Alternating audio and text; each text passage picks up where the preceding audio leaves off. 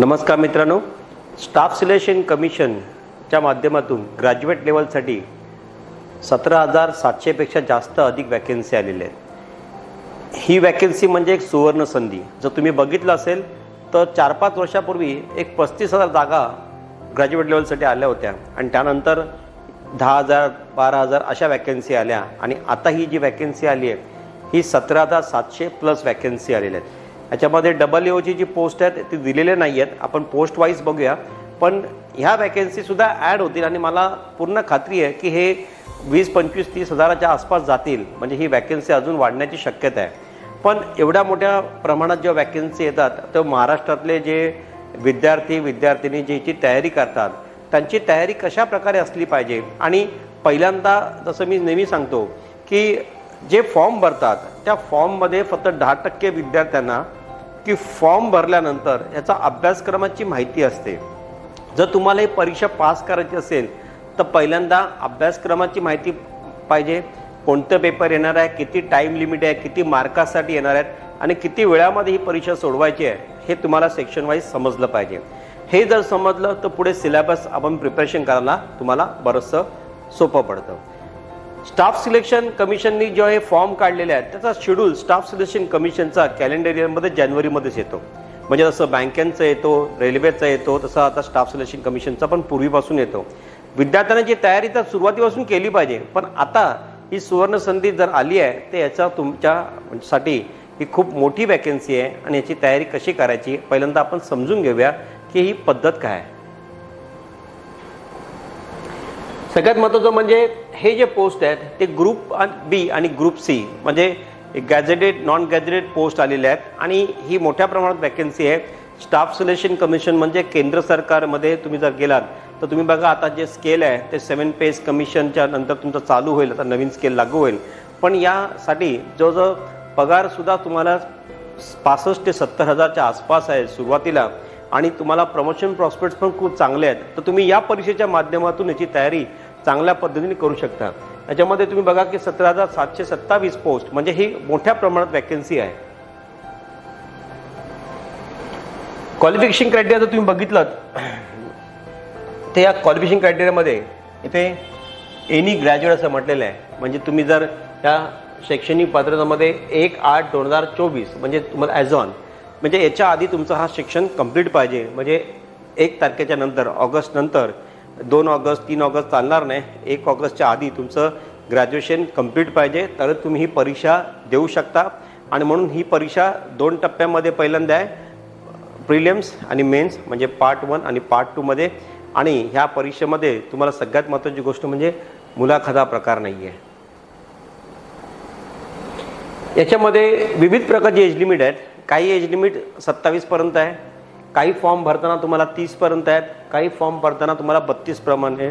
म्हणजे जर तुम्ही स्टाफ सिलेक्शनच्या वेबसाईटवर गेलात ssc.nrc.in या वेबसाईटवरती तुम्हाला याचं डिटेल्समध्ये माहिती पडेल, पण मी तुम्हाला एक शॉर्टमध्ये आयडिया देतोय कारण तुम्ही फॉर्म भरताना संपूर्ण फॉर्म वाचणारच आहात, पण फॉर्म भरण्याआधी एक बेसिक क्रायटेरिया काय असतं की काही एज लिमिट 27 पर्यंत आहे, काही पोस्टला 30 पर्यंत आहे, काही प्रमाणे 32 प्रमाणे आहे, हे जनरल कास्टला आहे। तसंच तुम्ही बघा ओबीसीमध्ये 27 असेल तर 30 पाहिजे, 30 असेल तर ते 33 पाहिजे, 32 असेल तर ते तुम्हाला 35 हा एज लिमिट आहे।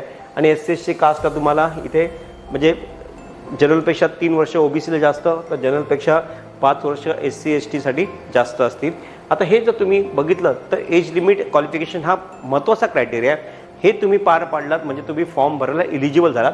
आता पुढचा जो प्रकार आहे तो म्हणजे असा आहे की परीक्षा ऑनलाईन कधी आहे, तर ह्याच्यामध्ये हे दिलेलं आहे की ऑनलाईन रजिस्ट्रेशन याची 24 जूनपासून स्टार्ट झाले आणि 24 जुलैपर्यंत आहे, म्हणजे तुम्हाला जवळजवळ हा पूर्ण जर बघितलं तर तुमच्याकडे अजून 25 दिवस बाकी आहेत, तुम्ही आरामात हे फॉर्म भरू शकता।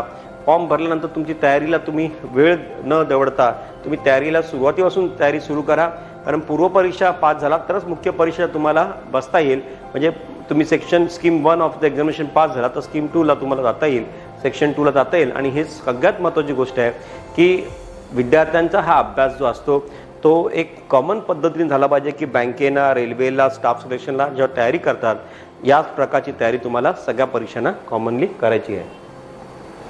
आता इथे तुम्ही बघा की फीस जो माध्यम आहे. स्टाफ सिलेक्शनला फीस तुम्ही इथे बघा की 100 रुपये फी आहे. ऑनलाईन मोड आहे, तुम्ही ऑनलाईन जाऊन बघू शकता की कसं आहे. आणि all women candidates and candidate belonging to SC ST वगैरे यांना ती फी एक्झम्पशन असते, त्याप्रमाणे त्यांनी दिलेलं आहे as per the government guidelines. आता इथे सॅलरी वाईज तुम्ही जर मी तुम्हाला सांगितलं की ह्या सॅलरीचा तुमचा पॅकेज आहे, मिनिमम 65 to 70,000 तुम्हाला ही सॅलरी या बेसिकप्रमाणे तुम्हाला मिळणार आहे. आणि ही ग्रॉस सॅलरी आहे. तर ही ग्रॉस सॅलरी असल्यामुळे तुम्हाला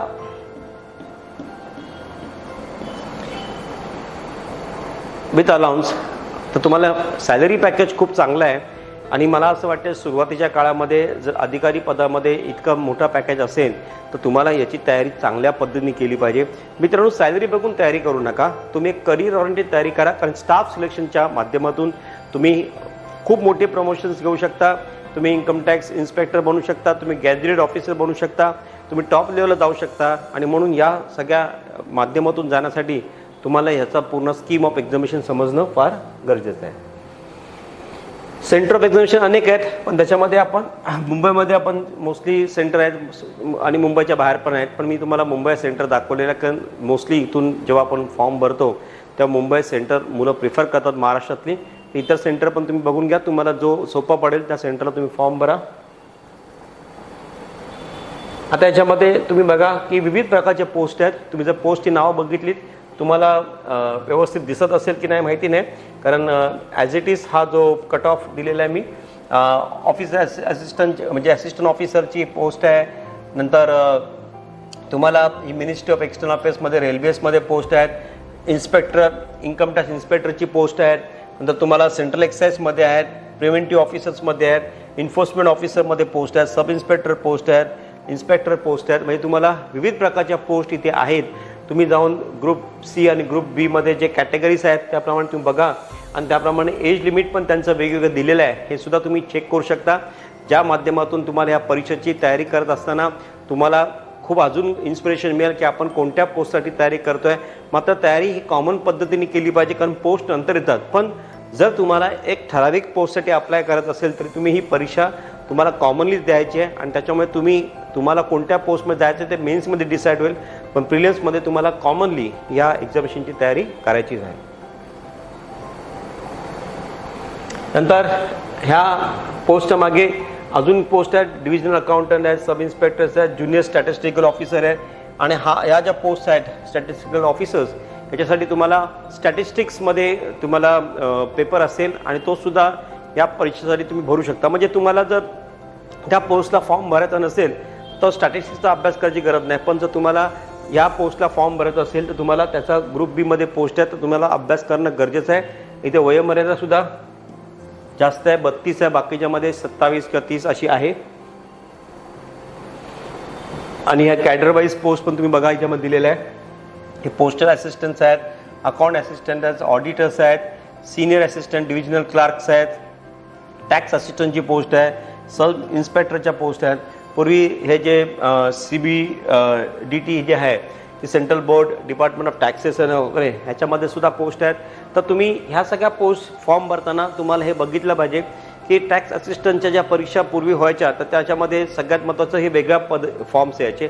आता तुम्हाला ह्याच्यामध्येच इन्क्लूड केलेलं आहे. त्याच्यामुळे कॉमन इंटरेस्ट एक्झामिनेशन तुम्हाला द्यायचे आहे आणि तुम्हाला जे काय नंतर हवं आहे त्यातली कुठलीही पोस्ट तुम्हाला मिळू शकते. फक्त तुम्हाला पूर्वपरीक्षा क्वालिफाय करून मुख्य परीक्षेला जायचं आहे आणि मुख्य परीक्षेची जी मार्क आहेत तुम्हाला पुढे तुमची कंटिन्यू होणार. आता याच्यामध्ये टायर 1 टायर 2 आपण असं म्हणतो की पार्ट 1 पार्ट 2 तसंच आहे. आणि सप्टेंबर टू ऑक्टोबर हा जो महिना आहे याच्यामध्ये टायर 1 पार्ट 1ची परीक्षा, पार्ट 2ची परीक्षा डिसेंबरला, म्हणजे तुमची मेन एक्झामिनेशन याच्यानंतर होईल. म्हणजे तुम्हाला थोडासा अवकाश मिळेल 2 महिने. पण पूर्वपरीक्षा पास केला तर तुम्हाला मुख्य परीक्षेला इलिजिबल होता येईल. आणि त्याच्यामुळे कॉम्प्युटर बेस्ड एक्झामिनेशन होणार, म्हणजे तुम्हाला ऑनलाईन एक्झामिनेशन होणार, जसं बँकेच्या वगैरे होतात परीक्षा त्याच पद्धतीने ह्या परीक्षा होणार आहेत. आता याच्यामध्ये तुम्हाला जर बघितलं तर पार्ट 1 पार्ट 2 मध्ये जे स्कीम ऑफ एक्झामिनेशन आहेत ते कसं आहे ते तुम्ही बघूया. आपण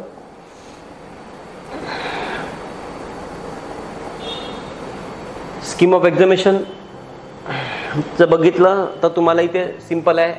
general intelligence and reasoning paper आहे, तो तुम्हाला बघा 25 प्रश्न 50 मार्काचा आहे. जनरल अवेअरनेस 25 प्रश्न 50 मार्काचा आहे. त्याच्यानंतर तुम्हाला क्वांटिटी ॲप्टिट्यूड पेपर आहे. ओके, हा सुद्धा 25 प्रश्न 50 मार्काचा आहे. आणि इंग्लिश कॉम्प्रिहेन्शन टाईप पेपर आहे, तो सुद्धा 25 प्रश्न 50 मार्काचा आहे.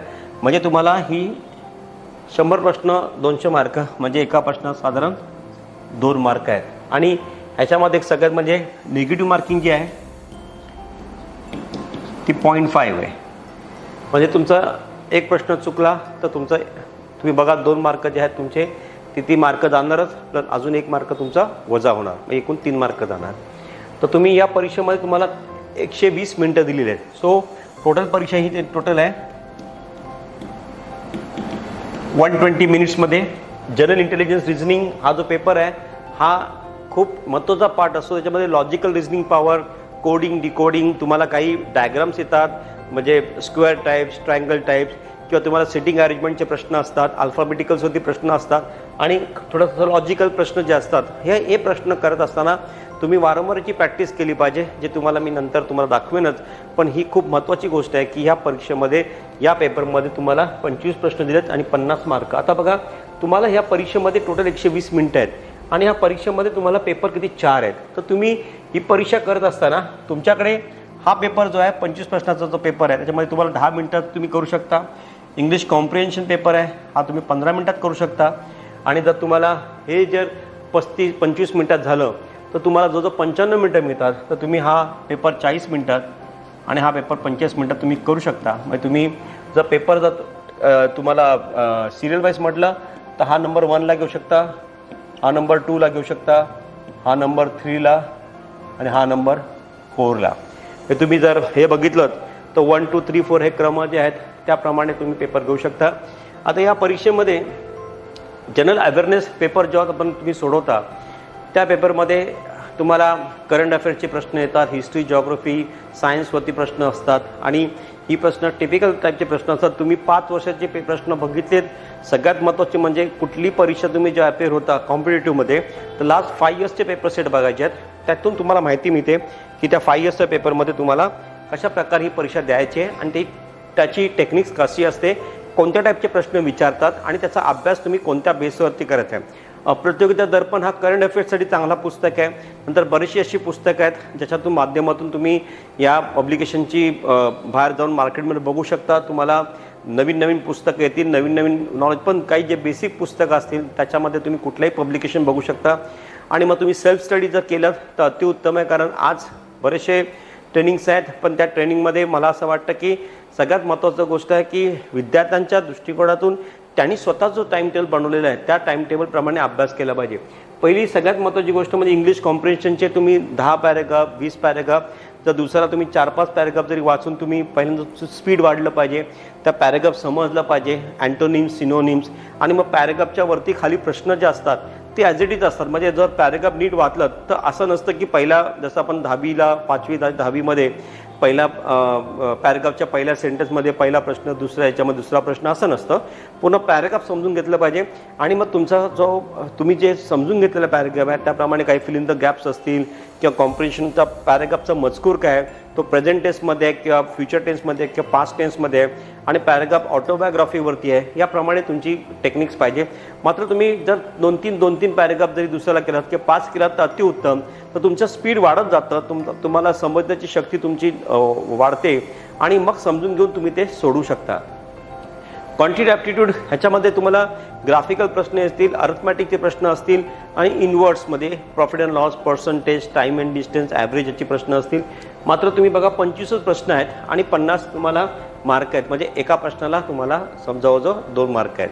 आता इथे महत्त्वाची गोष्ट अशी आहे की समजा तुम्ही पेपर सोडवताय, 200 मार्काचा पेपर तुम्ही सोडवलात, म्हणजे तुम्ही 100 प्रश्न सोडवले आणि त्यातली तुमची 40 प्रश्न चुकले आणि 60 प्रश्न बरोबर आले, तर तुम्हाला 40 प्रश्न जे चुकलेले आहेत त्याच्यामध्ये तुम्ही बघा निगेटिव्ह मार्किंग कसं आहे की तुम्हाला 1/4 आहे. म्हणजे तुम्हाला जवळजवळ 0.5 मार्क्स आहेत, बरोबर आहे. म्हणजे हाफ मार्क्स जातो आहे तुम्हाला. मग तुम्ही 2नी डिवाईड करा, मग 20 मार्क तुमची 60मधून वजा होतील, तुम्हाला फक्त 40 मार्क मिळतील. जर तुमची 80 बरोबर आले आणि 20 चुकले तर 20 जो आहे मुद्दा ज्याच्यामध्ये डिवाईड बाय 2 करा तर 10 मार्क, म्हणजे तुमचे 80मधून 10 गेले 70 मार्क येतील. मात्र मित्रांनो याच्यामध्ये 60च्या वरती तुम्हाला मेरिट आणावी लागेल. प्रत्येक इंडिव्हिज्युअली पेपरमध्ये क्वालिफाय करता आलं पाहिजे. म्हणजे याच्यामध्ये सुद्धा क्वालिफाय करता आलं पाहिजे, यामध्ये पण क्वालिफाय करता आलं पाहिजे, यामध्ये पण करता आलं पाहिजे, यामध्ये पण करता आलं पाहिजे. चारही पेपरमध्ये qualify marks is very important. आणि ओव्हरऑल मेरिट जे आहे तुमची 60+ पाहिजे. आणि जर जास्तीत जास्त जेवढी मेरिट येईल, कारण या परीक्षेमध्ये वर्षभर अभ्यास करणारी मुलं देखील असतात. काही मुलं पहिल्यापासून या स्टाफ सिलेक्शनला टार्गेट करतात आणि त्यांचा पूर्ण कॉन्सन्ट्रेशन आणि त्याची तयारी असते. मात्र यावेळेला पदं जास्त असल्यामुळे विद्यार्थ्यांना हा नोटिफिकेशन आल्यानंतर खूप आनंद झालेला आहे. भारतामध्ये अशा प्रकारच्या नोटिफिकेशनसाठी विद्यार्थी खूप प्रामाणिकपणे पहिल्यापासून तयारी करतात. मात्र जिद्द अशी पाहिजे की एक ठराविक तुमची वेळ, जागा आणि 5 पेपर सेट तरी तुम्ही सुरुवातीला सॉल्व्ह केलं तर तुम्हाला आपोआप स्वतःला एक अभ्यास कसं करायचं याची पद्धत माहिती पडायला सुरुवात होते. त्यानंतर तुमचा जो नेक्स्ट पॅटर्न येतो तो म्हणजे पेपर 2चा पॅटर्न. हा स्कीम 2. जर तुम्ही टायर 1 किंवा तुम्ही पहिल्यांदी स्कीम पास केला तर तुम्ही या तुमच्या सेकंड पार्टमध्ये येतात. आता सेकंड पार्टमध्ये जरा तुम्ही बघा की थोडंसं समजून घ्या. याच्यामध्ये लिहिलेलं आहे की सेक्शन 1 दिलेलं आहे आणि त्याच्यामध्ये सेक्शन 1 मध्ये मॉड्यूल 1 दिलेलं आहे. ओके. आता ह्याच्यामध्ये मॅथमॅटिकल ॲबिलिटीज पेपर आहे. त्याच्यानंतर मॉड्यूल 2 मध्ये रिझनिंग आणि जनरल इंटेलिजन्स हा पेपर आहे. म्हणजे तुम्हाला हा जो सेक्शन 1 आहे हा 2 पार्टमध्ये डिवाइड केलेला आहे. एक मॅथमॅटिकल ॲबिलिटीजवरती प्रश्न असणार, म्हणजे मॅथमॅटिक्सवरती असणार, जी तुम्ही आधीसुद्धा केलेली असणार, त्याचा बेस चांगला तुमचा आधी झाला असणार. दुसरं म्हणजे रिझनिंग आणि जनरल इंटेलिजन्सवरती प्रश्न असणार, जे तुम्ही आधीसुद्धा तुमच्या प्रिलिम्समध्ये ह्याची प्रश्नांची तयारी झालेली असणार. मात्र त्यांनी दिलेलं आहे वर्ग जी आहेत ती 30-30 दिलेली आहेत. म्हणजे तुम्हाला दोघांना 30-30 मार्क आहेत. पण इथे एका प्रश्नाला किती मार्क आहेत बघा. एक नंबर ऑफ क्वेश्चन 30-30 आहेत आणि एका प्रश्नाला किती 60, म्हणजे 60 मार्क टोटल आहेत. म्हणजे झाले 180 मार्क. म्हणजे एका प्रश्नाला किती झाले 3 मार्क्स. 3 मार्काचा एक प्रश्न आहे. तो निगेटिव्ह मार्किंग पण तुम्ही जर बघितलं तर त्याप्रमाणे असणार. तर तुम्ही या परीक्षेमध्ये जर तुम्हाला 2 30-30 प्रश्न सोडवायचे आहेत, म्हणजे प्रश्न पण थोडेशी डिफिकल्ट टाईपचे असतील आणि तुमचा बेस चांगला असेल तर तुम्ही अशा टाईपचे प्रश्न इझिली करू शकता. मात्र 30 प्रश्न जे आहेत, ओके, टोटल तुमची 60 प्रश्न आहेत आणि 60 प्रश्नाला 180 मार्क आहेत. म्हणजे मल्टिप्लाय बाय 3 करायचं आहे. आता तुम्हाला एक प्रश्न 3 मार्काचा असं धरून समजून चालायचं आहे. म्हणजे 90 मार्क मिळून तुम्हाला 180 मार्काची परीक्षा होईल. हँडिकॅप असेल किंवा त्याला स्क्राईब असेल तर त्याला 20 मिनटं एक्स्ट्रा देण्यात येतील. बाकी नॉर्मल कॅन्डिडेट्सला, मग ते SC असतील, ST असतील, OBC असतील, जनरल कॅटेगरीमध्ये असतील तर फक्त त्याला 2 तास म्हणजे. तर ही परीक्षा मित्रांनो तुम्हाला देताना ह्या परीक्षेमध्ये फॉर ईच सेशन दिलेलं आहे. ईच सेशन म्हणजे याच्यामध्ये तुम्हाला ही प्रश्न सोडवताना एका तासामध्ये 1 आवरमध्ये हा पार्ट तुम्हाला सोडवायचा आहे. आता दुसरा पार्ट जो आहे म्हणजे मॉड्यूल सेक्शन 2 हा तुम्हाला 1 आवरमध्ये सोडायचा आहे. म्हणजे टोटल किती झाले, तिथे आधी 1 तास आणि इथे 1 तास, म्हणजे 2 तासाची परीक्षा असणार तुमची. ओके. आणि तर सेक्शन 3 मध्ये जे तुम्ही बसणार, जे विद्यार्थी कॉम्प्युटरमध्ये तुम्हाला 20 प्रश्न आहेत. ओके. आणि त्याला तुम्हाला 3 मार्क आहेत एका प्रश्नाला. म्हणजे 20 गुणिले 3 जर केलेत तर तुम्हाला किती येतात 60 मार्क आणि 15 मिनिटाची परीक्षा. म्हणजे तुम्हाला एकूण परीक्षा आहे 2 तास 15 मिनिटं, म्हणजे 135 मिनिटाची ही तुमची परीक्षा आहे. तर या पेपरमध्ये तुम्ही सोडवताना तुम्ही बघा, हा एक पेपर आहे, हा एक पेपर, 2 पेपर आहेत.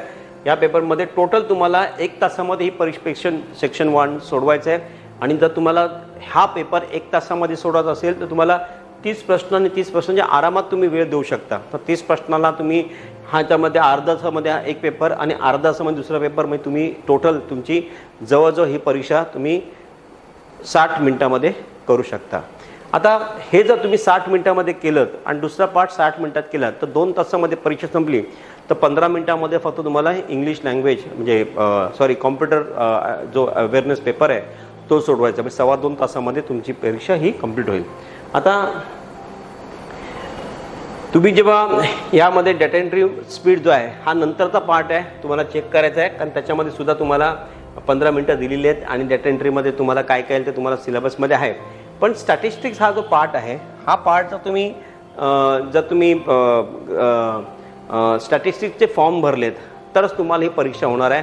आणि त्याच्यामध्ये गॅझेटेड ऑफिसरच्या पोस्ट आहेत आणि जर त्या पोस्टचा तुम्ही भरतात तर तुम्हाला हा पेपर आहे, अन्यथा हा पेपर परीक्षेला नाही आहे. म्हणजे तुमची परीक्षा फक्त 2.25 तासाची होईल. तर 1 तासाचा तुमचं मॅथमॅटिक्स आणि रिझनिंग हा पेपर होईल. 1 तासामध्ये तुम्हाला जनरल अवेअरनेस आणि इंग्लिश हा होईल, म्हणजे पार्ट 2 मध्ये सेक्शन 2 मध्ये, आणि त्याच्यानंतर 15 मिनटं तुम्हाला ही असतील. म्हणजे टोटल 2.25 तासाची परीक्षा आहे आणि 2.25 तासामध्ये तुम्हाला ह्या परीक्षेमध्ये चांगलं यश मिळतं. इथे पण तुम्ही टाईम बघा, तुम्हाला 25 प्रश्न 45 मिनटं आहेत. आता तुम्हाला जर तुम्ही बघितलं तर तुम्ही इथे सुद्धा 45 मिनटं आणि हा 15 मिनटात तुम्ही करू शकता. कारण याला जास्त वेळ काय लागत नाही, 10 मिनटात पण होईल. पण तुम्हाला इथे 210 मार्क आहेत.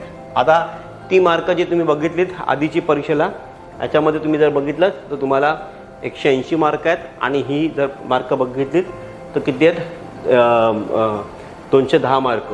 ओके, आणि 60 मार्क ही म्हणजे 210 आणि 60 किती आली, 270 मार्क. आणि तिथे किती झाली, तिथे तुम्हाला 180 मार्क आहेत. म्हणजे हे 180 आणि 270 तुम्ही ॲड केलेत तर जवळजवळ 450 मार्काची ही परीक्षा आहे. आता ह्या परीक्षेमध्ये तुम्ही गेल्या वर्षी बघाल तर ह्या परीक्षेमध्ये पास करणारी जे विद्यार्थी होते, प्रिलिम्सला जवळजवळ तुम्हाला बघा की 100 प्रश्नांमधले मी तुम्हाला म्हणतो 60 प्रश्न बरोबर पाहिजे. म्हणजे तुम्हाला जवळजवळ तुम्हाला 100 ते 150ची मेरिट पाहिजे. म्हणजे कारण एका प्रश्नात 2 मार्क आहेत, तर तुम्ही 60 प्रश्न सोडवले तर 120 मार्क तुम्हाला मिळतील. तर तुमचे 125 ते 150च्या आसपास जर असेल तर अतिउत्तम. 100 ते 150चा रेंज तुमचा आलाच पाहिजे. इथे सुद्धा तुम्हाला 60% मेरिट असलेच पाहिजे. म्हणजे तुम्हाला मॅथ्समध्ये क्वालिफाय व्हायचं आहे, रिझनिंगमध्ये क्वालिफाय व्हायचं आहे, आणि तुम्हाला जनरल अवेअरनेसमध्ये व्हायचं आहे, इंग्लिश म्हणजे सेक्शन 1 आणि सेक्शन 2 मध्ये 2-2 जे पेपर आहेत, म्हणजे टोटल 4 पेपर्स आहेत, त्याच्यामध्ये क्वालिफाय व्हायचंच आहे. प्लस तुम्हाला कॉम्प्युटर अवेअरनेस पेपर दिलेला आहे, त्याच्यामध्ये 15 मिनटामध्ये तो पेपर सोडवायचा आहे, त्याच्यामध्ये पण क्वालिफाय व्हायचं आहे. आणि नंतर तुम्ही डाटा एंट्री ऑपरेटर टेस्ट होईल. आता हे सगळं झाल्यानंतर तुम्हाला साधारण 2-3 महिन्याच्यामध्ये रिझल्ट लागतो आणि ह्या रिझल्ट्समध्ये 17,700 वॅकन्सीज आहेत. तुम्ही ज्या पोस्टला अप्लाय केलेल्या आहे त्याप्रमाणे मेरिट काढली जाईल. जनरल कॅटेगरीची, OBC कॅटेगरीची, SC ST आणि फिजिकली हँडिकॅप किंवा एक सर्व्हिसमॅनची, आणि त्याप्रमाणे ह्याचं तुम्हाला सिलेक्शन होईल. मित्रांनो, या परीक्षेचा जो अभ्यासक्रम आहे त्या अभ्यासक्रमाबद्दल आपण नंतर बोलायचंच आहे. पण तुम्हाला एवढंच सांगतो, 5-5 वर्षाचे पेपर सेट सॉल्व करा, चांगल्या पद्धतीने तुम्ही याचा अभ्यास करा. आणि येणाऱ्या काळामध्ये मी हॅलो सरच्या माध्यमातून ह्या यूट्यूब चॅनलमधून तुम्हाला शॉर्ट ट्रिक्स मेथड्स दाखवतच असतो. मात्र स्टाफ सिलेक्शनमध्ये जनरल अवेअरनेस हा इम्पॉर्टंट पार्ट आहे. त्याची तयारी करताना तुम्ही नोट्स तुमचे बनवा आणि मॅथमॅटिक्समध्ये शॉर्ट ट्रिक्स फॉर्म्युलाज तुम्ही तयार करा. रिझनिंगमध्ये काही लॉजिकल प्रश्न जे वारंवार विचारतात ते बाजूला लिहा. आणि इंग्लिश आणि कॉम्प्रिहेन्शनमध्ये तुमचा लँग्वेज रीडिंग पॉवर चांगली पाहिजे. हे जर तुमचं उत्कृष्ट असेल तर तुम्ही या परीक्षेमध्ये चांगलं यश मिळवू शकता. तर तुम्हाला या परीक्षेमध्ये चांगलं यश लाभो. तुम्ही चांगल्या प्रकारे तयारी करा. जे काय मार्गदर्शन तुम्हाला मी करायचं आहे मी शॉर्टमध्ये तुम्हाला केलेलं आहे. आता जेव्हा डिटेल्समध्ये आपण करू त्यावेळेला तुम्हाला मी परत या चॅनलच्या माध्यमातून तुमच्यासमोर येईन. तोपर्यंत मी रजा घेतो. Thank you very much.